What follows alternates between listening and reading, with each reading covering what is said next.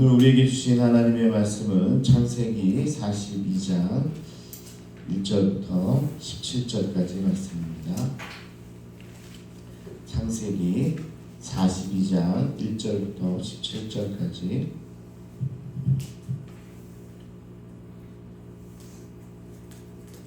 저 한 절, 여러분 한 절 교독하도록 하겠습니다.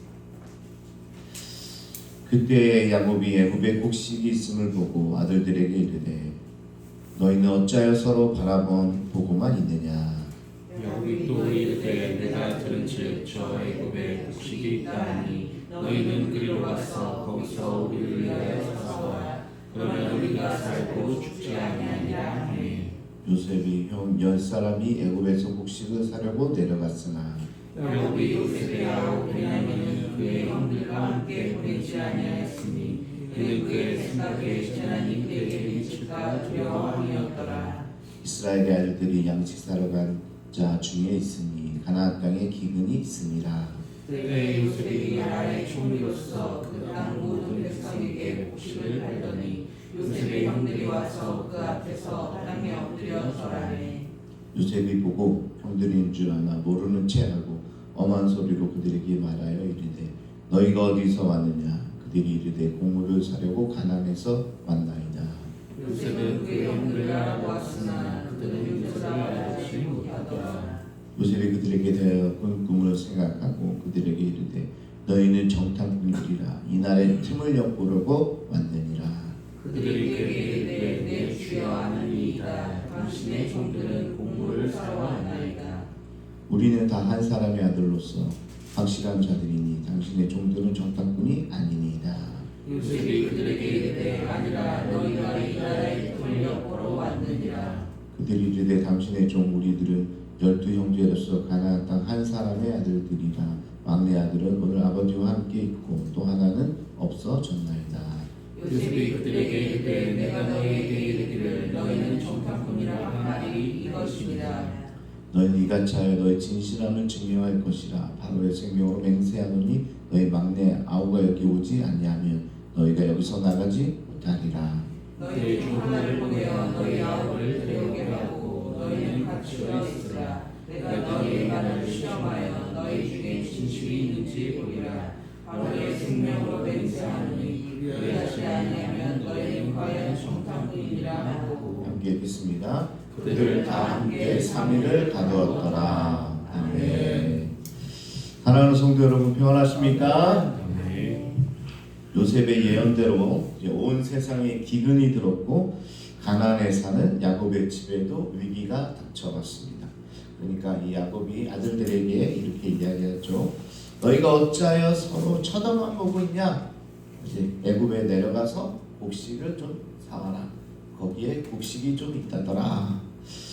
야곱은 항상 곁에 두기를 고집했던 막내 아들 베냐민을 빼고 나머지 형들에게 애굽에 가서 양식을 구하라고 시키게 되죠. 그리고 이 형들, 요셉의 형들은 이제 애굽에 도착을 하게 됩니다. 드디어 형들이 요셉 앞에서 땅에 엎드려 절을 하게 되는 거죠. 자신들이 팔아넘긴 동생 앞에 무릎 꿇는 극적인 장면이 지금 연출되고 있습니다. 대단하죠. 어떻게 보면 꿈이 이루어지는 딱 그 순간입니다. 와서 이제 형들이 와서 요셉에게 절을 하게 되는데 한 가지 저는 의문이 이제 생기더라고요. 어떻게 이 미천한 형들이 총리를 대면해서 봤을까 하는 생각이 이제 먼저 드는 거죠. 내피셜인데요. 형들에 대한 몇 가지 정보를 관리들에게 주고서 여기에 해당하는 사람이 오면 바로 총리에게 데려오라고 이 요셉이 지시하지 않았을까. 사실 총리를 볼 그런 신분이 안 됩니다. 근데 어떻게 총리 앞에 서게 됐나. 온 세상에 기근이 드니까 요셉이 알았겠죠. 형들이 아마 오게 될 거다. 그래서 거기 광주 사투리 쓰는 사람 있으면, 전라도 광주 사투리 쓰는 사람 있으면 나한테 데려와라. 그러면 뭐 뻔하죠. 경상도 사투리 쓰는 사람도 있는데 광주 사투리 쓰고 가나안에서 왔다고 하니까 이제 아마 총리님이 말씀하신 분입니다. 그래서 이제 데리고 왔을 겁니다. 그래서 이 요셉 앞에 쓰게 되고 동생인 줄도 모르고 형들은 요셉에게 절을 하게 되는 장면입니다. 전에 형들은 요셉에게 내가 우리의 왕이 되겠느냐 이렇게 비웃었잖아요. 그러면서 요셉을 부동이에 던졌고 또 상인에게 팔아버렸죠. 하지만 20년이 지난 오늘 자신들도 모르는 사이에 그 꿈이 그대로 현실로 이루어지고 있다는 겁니다. 겉으로 보면 기근이고 또 요셉의 의도도 섞여 있지만 아무리 그렇다 한들 20여 년 전 요셉이 꾸었던 꿈을 이루시는 하나님의 섭리였음을 부인할 수 없는 사실이다. 이게 다 하나님의 계획 가운데 있는 거죠. 그래서 하나님이 꿈을 꾸게 하셨고 그 꿈을 지금 이루시고 있다는 겁니다. 여러분, 하나님의 관점에서 보면 이 기근은 단순한 재난이 아니라는 겁니다. 흩어졌던 가족을 다시 만나게 하고 요셉의 꿈을 성취하기 위한 하나님의 초대장이었다. 때로는 우리가 이 기근을 만나게 되는데요. 기근이 하나님의 초대장이 될 때가 있습니다. 여러분, 고난이 닥쳐오면 너무나 힘들잖아요. 그렇지 않아요? 이런 문제 생기고 저런 문제 생기고 사람들이 나를 오해하기도 하고 또 여러 가지 일들이 생기는데 그럴 때 뭐라고요? 그때 하나님의 초대장으로 여기시기를 축복합니다. 그러면 하나님께서 뭔가 여기서 일을 지금 시작하고 있는 거죠.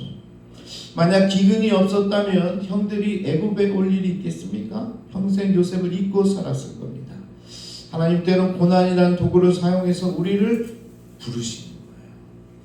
사업이 어려워져서 또 건강에 문제가 생겨서 기도하러 나왔는데 알고 보니까 그것이 하나님을 만나는 자리가 될 것입니다.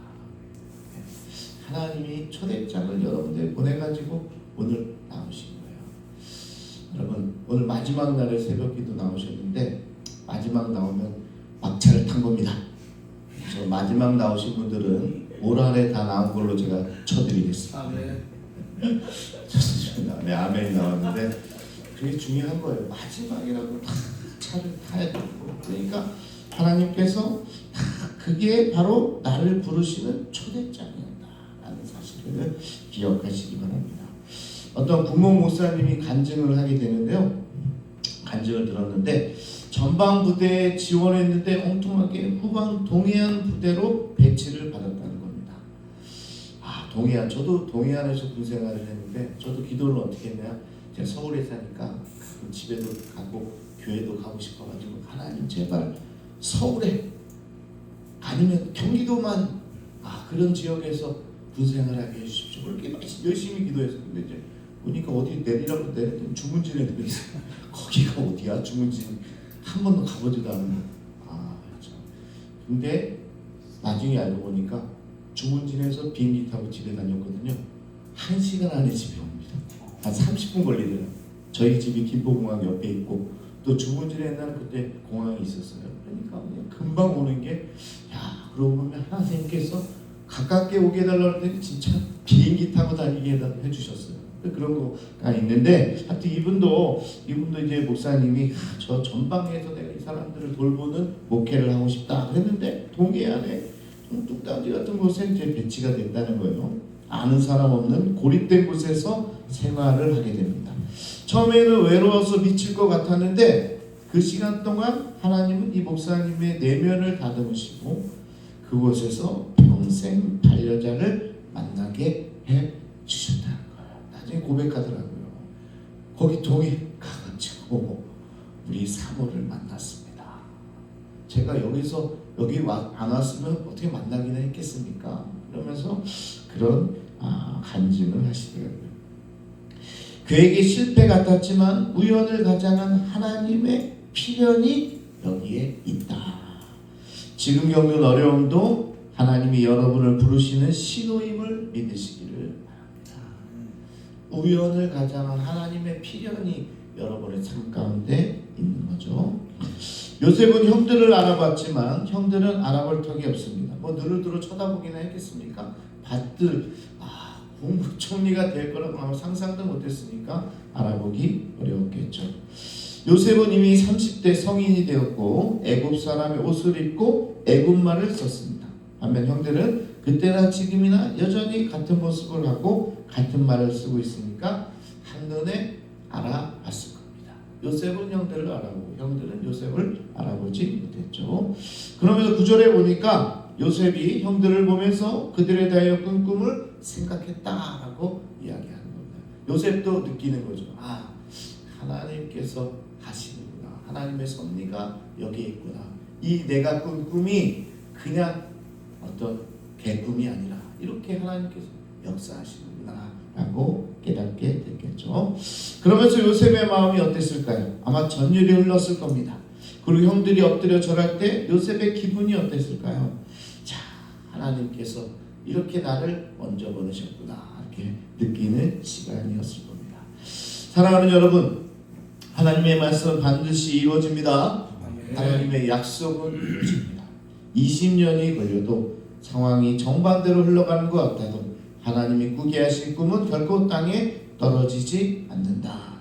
지금 당장 눈앞에 결과가 보이지 않는다고 낙심하지 마십시오.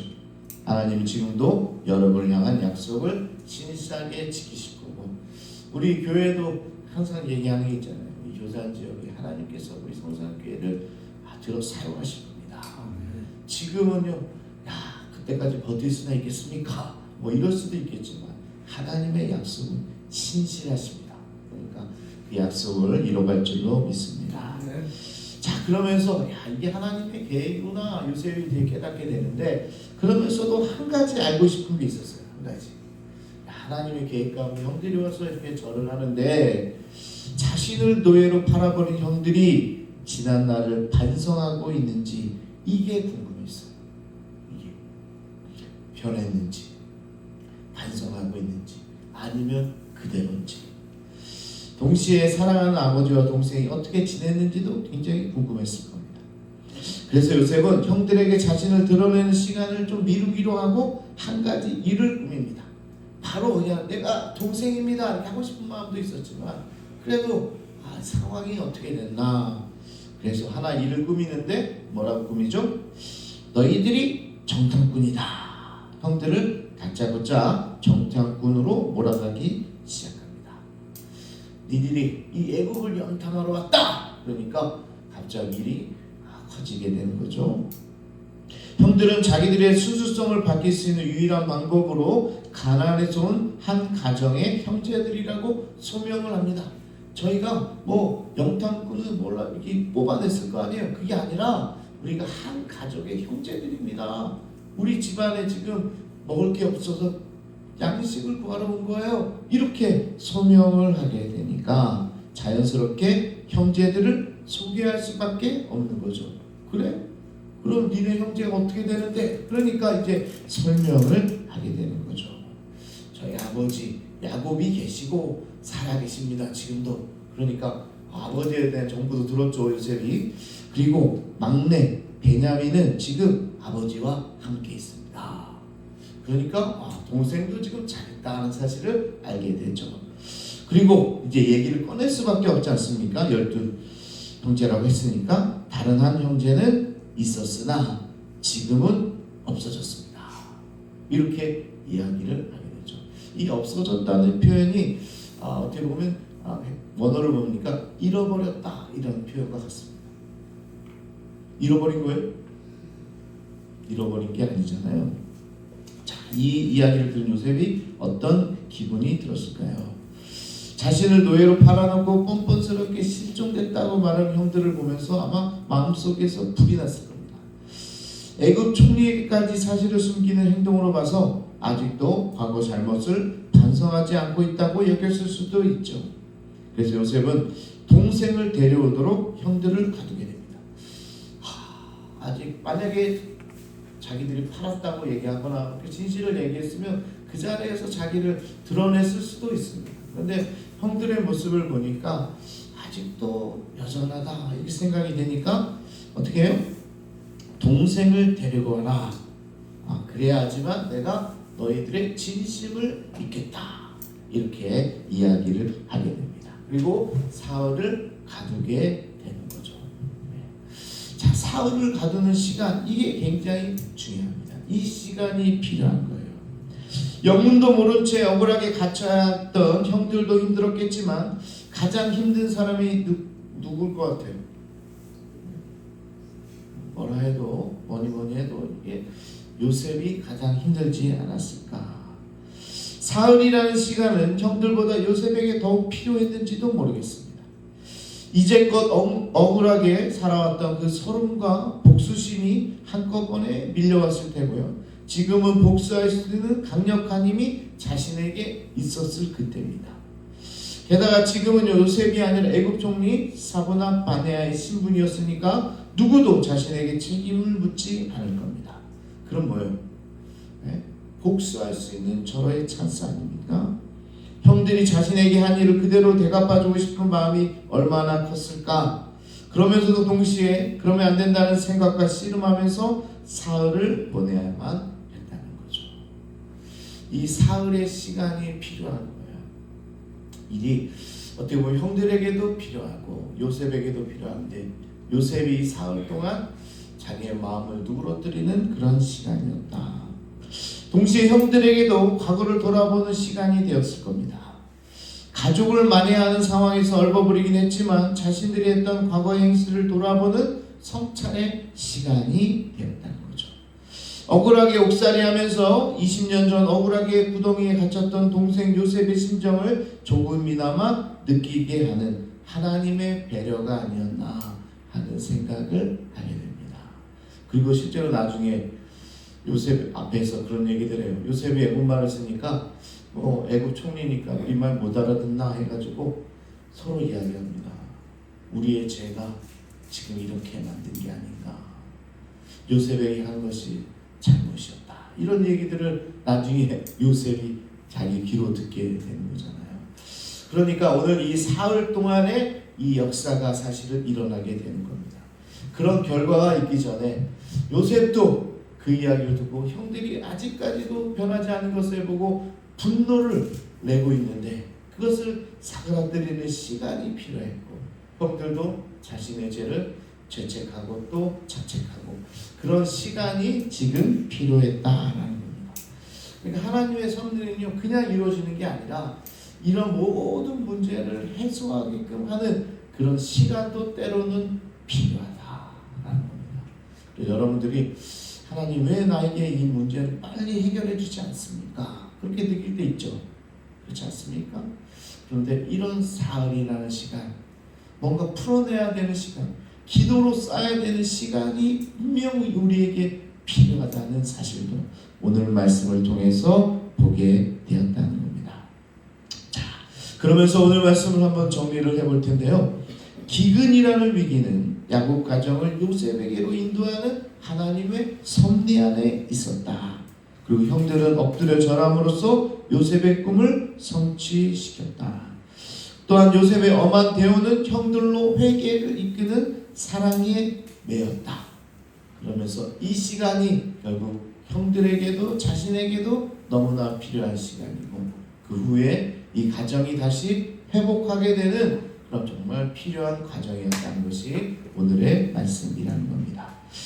자, 그러면서 우리의 인생에 우연이 없습니다, 여러분. 모든 것이 합력하여 선을 이루시는 하나님의 계획 속에 있음을 여러분 믿으시기 바랍니다. 오늘 보셨잖아요. 그 꿈이 이루어지는 이 모든 일들이 하나님의 계획 가운데 있다는 겁니다. 그렇기 때문에 여러분 혹시 기근 같은 결핍의 문제를 겪고 계십니까? 그 문제 때문이라도 주님께 나아가시기를 축복합니다. 내 안에 숨겨진 죄나 허물이 있는지 한번 여러분 돌아보시기를 바랍니다. 그것이 해결되어야 회복을 이룰 수 있다. 그러니까 오늘 마지막 날 놓치지 마시고 내 안에 풀어야 될 일이 있다면 감옥에 갇혔다고 울부짖지 마시고 거기서 풀어내시기를 바랍니다. 그럼 하나님께서 이 모든 과정을 통해서 여러분의 꿈을 이루시고 가정의 삶을 회복시켜 줄 줄로 믿습니다. 오늘 하루 내 뜻대로 되지 않는 상황 속에서도 하나님만을 바라보면서 하나님의 섭리를 여러분 삶 가운데 이루시는 여러분 모두가 되기를 축복합니다. 이 시간 우리 함께 기도하겠습니다. 우리 주여 한번 부르시고 혹시 문제 가운데 있고 고난 가운데 있는 분들마다 하나님의 섭리가 이 가운데 있다라는 사실을 깨닫기를 원합니다.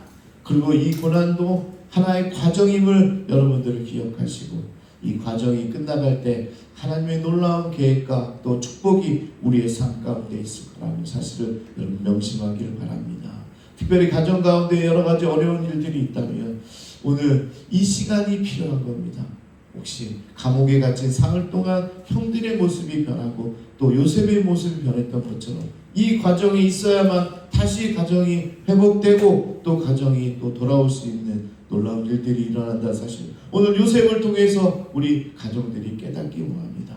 특별히 우리 성산교회 공동체 가운데 여러 가정들이 힘든 가운데 있습니다. 함께 기도하면서 또 중보하시면서 지금 힘들어하는 가정을 위해서도 기도해 주시면서 이 어려움들을 다 이겨내는 귀한 공동체가 되길 위해서 이 시간 우리 주여 한번 크게 부르시고 함께 통성으로 기도하도록 하겠습니다. 주여